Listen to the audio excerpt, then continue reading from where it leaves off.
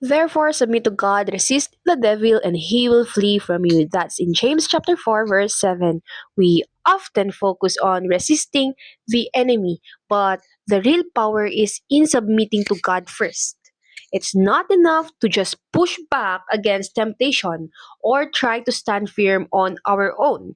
We need to draw close to Jesus, surrendering every part of our hearts to Him.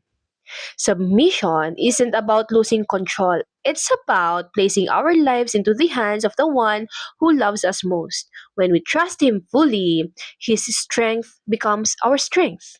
His peace covers us. His power works through us. And the enemy, he has no choice but to flee. Because a life anchored in God is a life of the enemy cannot shake. So let's not just resist. Let's rest in the presence of our loving Savior. Submit to God fully, knowing He fights for you and for me.